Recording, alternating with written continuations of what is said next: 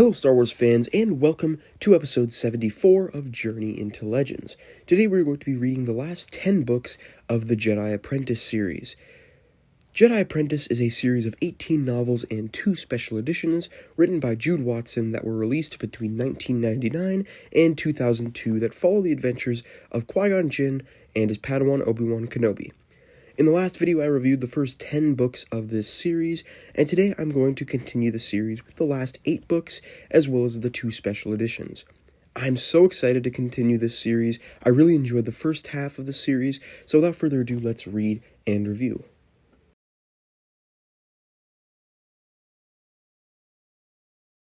Alright, so I just finished book 11, titled The Deadly Hunter.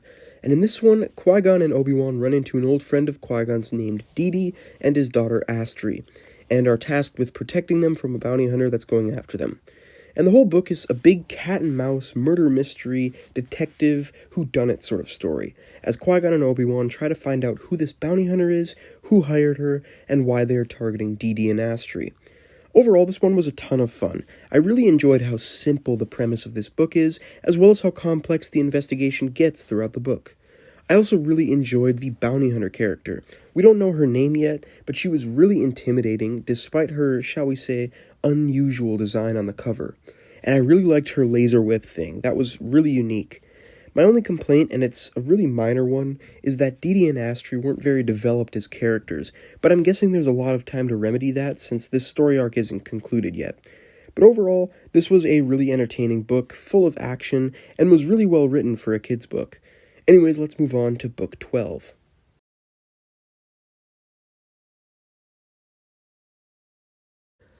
Alright, so I just finished book 12, titled The Evil Experiment, and this one, of course, picks up where the previous book left off, with Qui-Gon in the clutches of Genazan Arbor, and Didi is in critical condition. Now, this book follows Obi-Wan and Astri as they hunt down clues to Qui-Gon's whereabouts and a way to save Didi's life. We learned more about our villains, we learned that the bounty hunter's name is Ona Nobis, and we also learned that Genazan Arbor is behind the whole plot, and that she's conducting experiments on Force-sensitive beings, possibly trying to harness the Force. And overall, this book was pretty entertaining throughout. However, after those few revelations regarding Genazan Arbor and Ona Nobis, there wasn't much in this book that actually progressed the plot of this story arc, other than Obi-Wan finding the location of Genazan Arbor's secret lab where she's holding Qui-Gon. I did really enjoy, however, how this book ended, with Obi-Wan and Astri finding and rescuing Qui-Gon, but being unable to bring him with them since Jenna threatens to kill another Jedi prisoner if he leaves. Although some may feel it was a cop-out and makes the whole rescue plotline useless overall, I thought it was a really cool cliffhanger to end the book on, and did a really good job of showcasing the trust between Obi-Wan and Qui-Gon. Anyways, let's move on to book 13.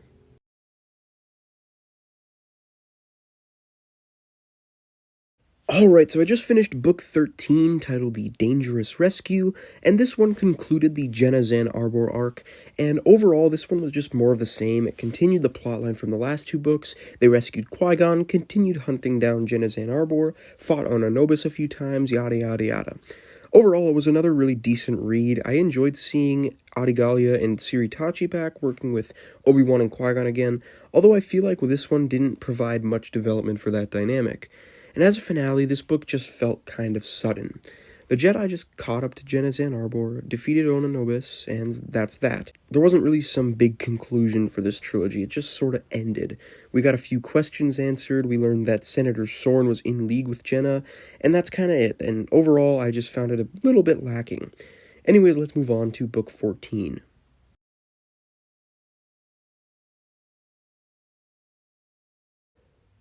Alright, so I just finished reading book 14, titled The Ties That Bind, and this one brings Qui-Gon and Obi-Wan to the planet New Absalon in response to a vision Qui-Gon had about his friend and fellow Jedi, Tal, who was already on a mission to the planet.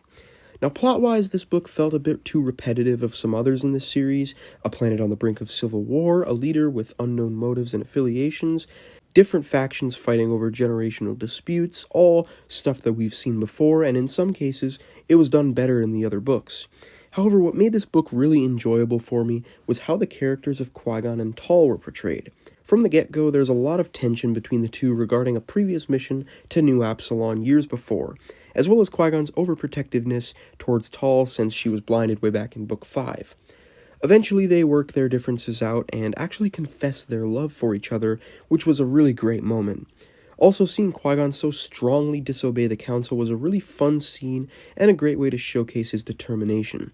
And despite the plot being a bit repetitive, this book's cliffhanger actually has me very worried for Tall's safety and makes me really excited to see what happens next. With that in mind, let's move on to Book 15.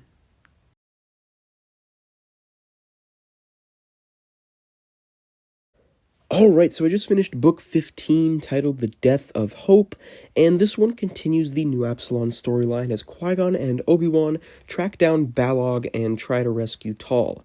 Overall, I really enjoyed this one. I thought their pursuit of Balog and the Absolutes was a bit drawn out and not enough happened to keep it interesting. However, the twist that Alani, one of the sisters, was in league with the Absolutes was really unexpected and definitely made this storyline more interesting. However, easily the most interesting part of this book was the feeling of dread that it built up regarding Tall's fate. I thought all the flashbacks to her and Qui-Gon's past was a really nice touch, and I was a lot more moved by her death than I was expecting.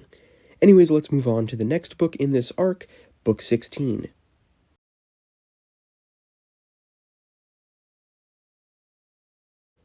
Alright, so I just finished Book 16, titled The Call to Vengeance, and this one concludes the New Absalom storyline, and I really enjoyed this whole arc, this book included. Following the tragic death of Tall, Qui-Gon is completely unrecognizable in this book. It was honestly really interesting to see Qui-Gon so broken and out for blood, considering how composed he usually is. Another aspect of this book that I really enjoyed was the reveal that Iritha was in league with Balog and Alani. To be honest, I saw this twist coming even while reading the last book, but I was really hoping I was right, and it turns out I was. So one of my favorite aspects of this little New Absalom trilogy is the plot twists. A new villain was revealed in every book. First Balog, then Alani, then finally Iritha. And I thought it was a really good way to convey that the galaxy is full of bad people, and even somebody like these unassuming daughters could have bad intentions. Overall, this was just a really great trilogy, and I'm excited to move on to Book 17.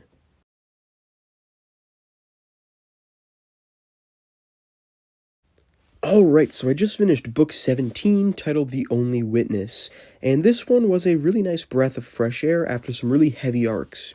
This one brings Qui-Gon and Obi-Wan to the planet of Frego, a planet ruled by a corrupt crime family. Basically, their mission is to protect and escort a witness named Lena to Coruscant to testify against the Cobral family. However, they quickly get tied up in Lena's quest to actually find evidence to use against the Cobrals. One thing I really did like about this book was Qui-Gon battling and overcoming his grief over Tall's death in the previous arc. Overall, this book wasn't one of the best of the series, but like I said, it was a really nice, refreshing breather after the last few books. Anyways, let's move on to the final book of the main series, Book 18.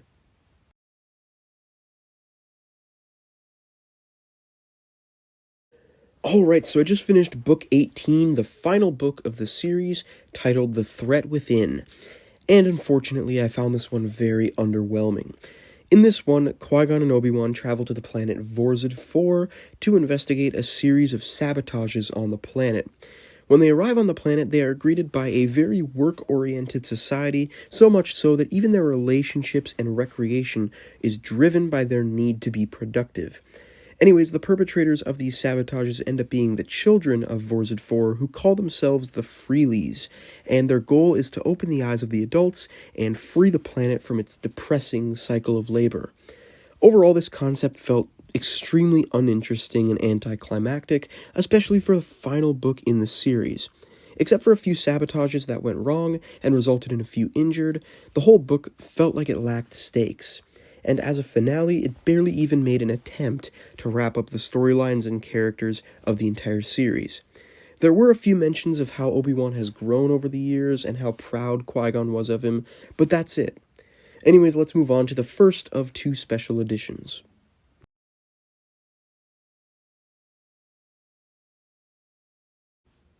Alright, so I just finished reading the first special edition titled Deceptions, and I honestly really enjoyed this one.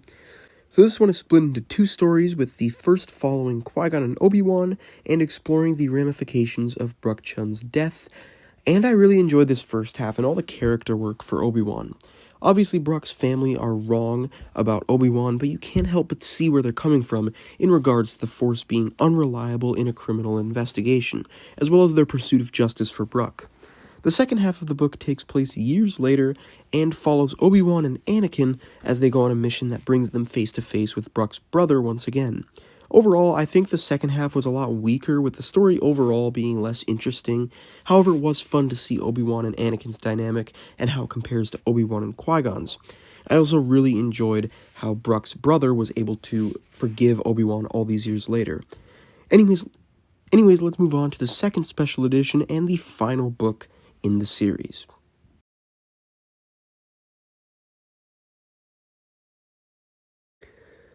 Alright, so I just finished the second special edition and the final Jedi Apprentice book titled The Followers.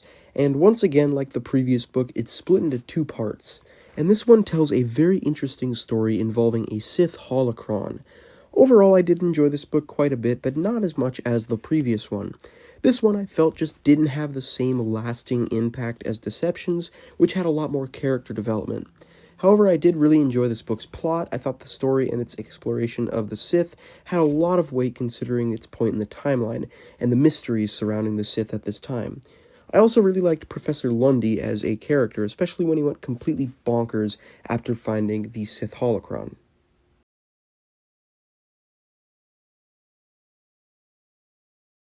So overall, the Jedi Apprentice series ended up being one of my favorite EU stories so far.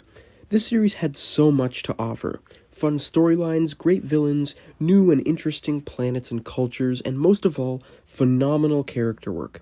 This series gave me a new appreciation for Qui-Gon and Obi-Wan, and I'm really going to miss their dynamic, although I am really excited to move on to Jedi Quest coming up. Anyways, thank you all for watching. Don't forget to like, comment, share, and subscribe, and stay tuned for my next video where I'll be ranking each and every Jedi Apprentice book. See ya.